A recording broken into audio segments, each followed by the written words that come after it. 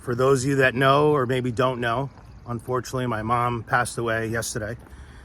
And after a 7-year battle with dementia, she's a tough woman and she fought hard. But unfortunately, dementia is something that we don't have a cure for, and it got the best of her. But this morning I woke up around 5 o'clock, and something I don't normally do, which is just lay there and reflect back on life. For about 2.5 hours, I was thinking about a lot of different things about childhood. A lot of childhood memories came up, and reflecting back on just going way back as to, all the different things that were a lot of learning lessons that I got from my mom. And it inspired me to do this video for you guys this morning because, we always, or at least I have always said, I feel like I was born an entrepreneur. And it's just in my DNA, right? You guys have heard that before, probably claim that yourself. But when I look back today was really the first time reflecting back that I said to myself, it was really my mom who started me on the entrepreneur path of, working hard. That was one of the first principles that I took off from my reflection today was work ethic. My mom had a great work ethic. Early on, when I was 8, 9, 10, even up to like 12 or 13, there was a rough patch that my parents were going through where they separated for a little bit. And my mom was left to raise 3 boys. And she worked in a factory, didn't make a ton of money, but always provided us with the, food, clothing, shelter that she did. But she always tried to make a little extra money because she needed to, right? She wasn't able to make enough at her job, and she would work second shift, third shift, whenever she could to get those extra bonuses or extra, hourly pay. But thinking back this morning, one of the things that popped up, and it was very vivid, and I haven't thought about it in probably 40 or 50 years, is that one of her side hustles was cleaning. She was cleaning homes. She used to clean her funeral home next to us that we live next to. And she did all she could to, like I said, make that extra money. And that was kind of a little business that she started. Actually, she was working for a friend doing it. And then she had some side gigs on her own. And I remember going with her on some of these and maybe raking the leaves or doing other things for that homeowner to earn her a few bucks myself. But one of the things that she did is she used to sell bakery goods like not English muffins, but they were hard rolls with butter, or she would have different types of pastries and donuts and stuff like that. And then she had a partner who would do more of the beverage side of things, where he would have coffee and juices and sodas and stuff like that. And when she used to go in from her shift, she would bring these boxes, and they would set up like this little kiosk, and she would have a little box there, and it was on the honor system where they would put money in, right, a quarter or 50 cents or whatever it was for a hard roll of butter. And at the end of the night or the next morning, if she was working third shift, she'd bring it home. And I remember her coming home with that box, and if there was a lot of stuff in there, it was great for us because we got a lot of great stuff to eat the next morning.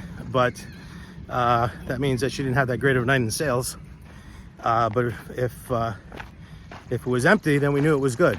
And I used to help her count the money and, put all the quarters and roll them up and all that good stuff so that she could bring it to the bank. And that was the extra side hustle she did. And I was thinking about it today. I said, that was probably the first time I was introduced to P&L, right? That profit and loss statement came down. So at the end of the night, we'd take a look at how much money was in that box, and we compare it to the receipts that she would get from the local bakery. There's a bakery, Mount Pleasant Bakery, that she used to go to, and they used to give her some discounts for it.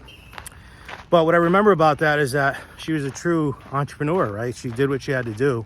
Very proud woman, would never take any type of public assistance, never go on welfare, even when she lost her job, because she was in the she worked for a company called Campbell Plastics. They used to make the molding for the Ford Granadas back in the day.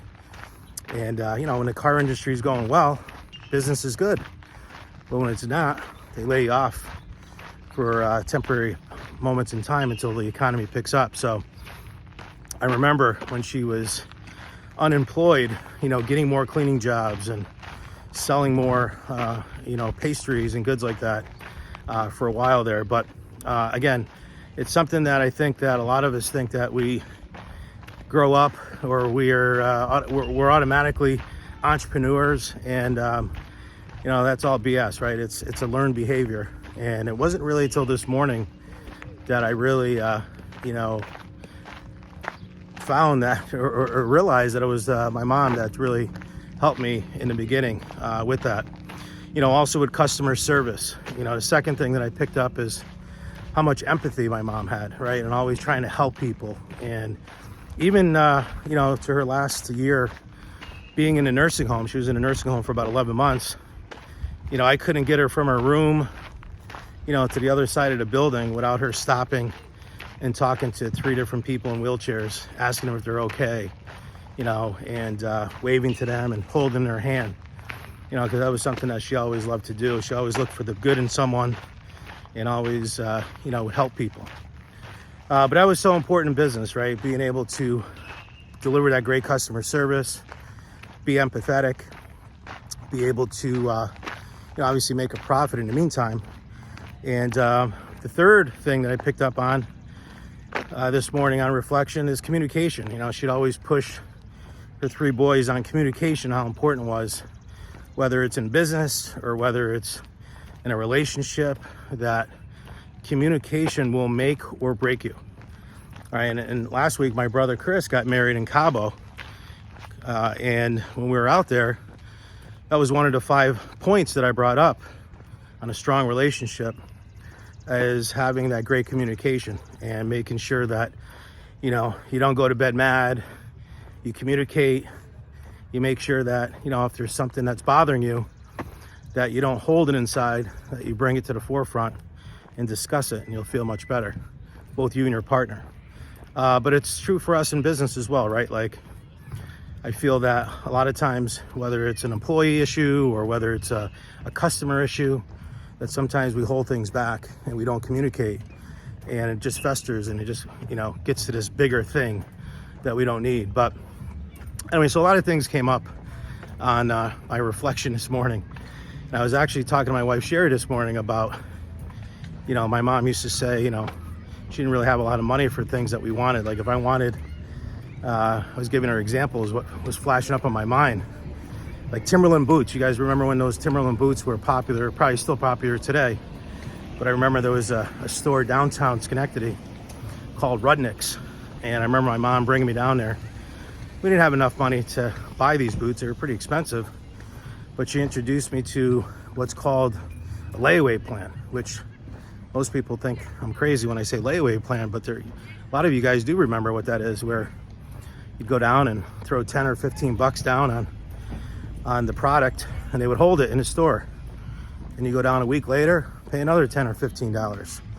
And then when you had all the money to buy that product, then they would give it to you, right? And that was the layaway plan. We didn't have Amazon back then. We didn't have, nowadays. And I don't, again, I'm sensitive to this too. It's not all people, all kids, but a lot of kids today don't realize, right? They just go on Amazon and order whatever they want, and it shows up at their house the next day. That definitely wasn't the case in the Miranda household growing up as a kid. If I wanted Lee jeans, I'd have to go down to Carl Company, and same thing, right? The layaway plans, we save up for it to get that. But I wouldn't change any of that, and that was one of the things that I even instilled in my kids. I mean, they both had working papers at 15 and a half. They both bought their own cars and saved money, and I wanted to make sure that even though we had the means to do so, they knew the importance of working hard to get what they wanted, the importance of saving money. And I think that all came, again, learned behavior that I learned from my mom. So I wanted to, this inspired me to do this video this morning. Haven't done one in a few weeks. I've been very, not really in the mood, honestly, to do a video. And, I've been pretty busy with traveling and, everything with my mom. And it's been pretty crazy. But everything is good. Mom is at peace now. Both my brother and Brian worked very hard to keep her peaceful. Kept, on with anything that she needed, helped her through the process. But dementia is such a sad, sad disease and an unfortunate disease that I don't wish upon anyone. I mean, when she first got it 7 years ago and was diagnosed, it was, starts off with, losing your keys and misplacing your sunglasses and repeating things. Geez, Ma, you just said that 2 minutes ago, right? And being frustrated that, your loved one is doing that, not knowing that that person has a disease going on, or not knowing, how to really handle that. And, both Brian and I did the best we could, educating ourselves, going on YouTube, surrounding ourselves with other people that went through the same. And I was fortunate to have a lot of, agents and friends and different organizations that I was able to tap into to give us the education that we needed to be able to work through it. But, it's a process. And for those of you that may be going through it, I wanted to share that whole process with you. Like I said, the losing the glasses and repeating, that was the first step. After that, it was, not being able to write a check, not being able to do her financials. My mother was very independent. When my parents divorced 27 years ago, she relied a lot on, my brothers and I to take care of her. And, when she started losing that independence, it was very frustrating to her to not be able to, she would miss payments. She thought she made payments, and one time she almost had her car repossessed because she didn't make payments for like 3 or 4 months, and she swore she did and was arguing that she did. And so we ended up taking over her finances, and then driving, she got lost a few times, so we had to take her keys away, and that was a very challenging time. She called the whole family, told them how bad Brian and I were about taking her keys, and she was very upset about that because, again, you're losing your independence, and I get it, and I knew, and we knew that it was going to be a tough thing to do, but she adapted to it and didn't like it. Definitely didn't like it, but she adapted to it. But we didn't want it on ourselves for her to get into an accident, or worse yet, kill someone or herself. We would never be able to live with that. And then living on her own, she wanted to be independent for as long as possible. We started getting aids in the house. When you start seeing milk in the refrigerator for 2 or 3 months, and she said she just bought it, or food that was in there that was spoiling from months ago, we had to get an aide to go in, and we would go in as well, but we had an aide go in, once a week, then it moved up to twice a week, to a point where it had to be every day. And then eventually, when she was locking herself in her house and getting, hiding and thinking people were looking in at her and covering her windows and getting that sundown, at night, we got to a point where we had to do something about it. And I'll give credit where credit's due. We looked at a lot of different nursing homes, and she ended up going to Glendale and Schenectady, in Scotia there. And I gotta say, they were a very great facility for my mom. She adapted there very well. They took care of her, every time we went, unannounced. Things would be clean and neat, and mom would be up and dressed, her room would be clean, the bed wouldn't be soiled, those type of things that you don't think about normally. But with someone that has dementia, unfortunately, all of that goes away. They lose their independence to where she was wheel-bound, in a wheelchair bound, and she was just at a point where she couldn't walk. She stopped being able to eat on her own, and then got to a point where she just wasn't mobile at all. So unfortunately, we called hospice in 3 weeks ago, and they said she had about 2 or 3 weeks, and 3 weeks to the day, unfortunately, she passed away. And but she passed away surrounded by family and friends the entire week. She was very tough. She pushed it right to the end, but she had a strong will to live. And it's what we all, what we loved about her. So, but I wanted to share that story with you because I know a lot of people don't know some of that story. But more importantly, I wanted to share the story with you from a personal level because I know a lot of people are going through this, and it's not easy. It's a tough process, and you have to work together. And fortunately, my brother and I worked very well together to be able to cover, the times together and work together. My wife, my kids, our spouses. I mean, just everyone was all hands on. Our staff, couldn't do it without them. They did a great job keeping the business going when Brian and I needed to be where we needed to be with my mom. So all in the end, everything worked out really well, and we're really fortunate. So if you have any type of concerns or any questions, or maybe going through it yourself and you like to have some resources, I'd be more than happy to help anyone that has or needs the resources to maybe a video, that we watch on YouTube, or a book, or a resource, or, recommendations to, nursing home facilities. It was a process for sure, but a process that, I do 10 times over if need be, because there is no cure for dementia. You just deal with it. You just have to live with it. And it's torture for those that have to watch a loved one go through that. So that's it. So if you like this video, scroll down below, leave a comment, and let's go get them this week.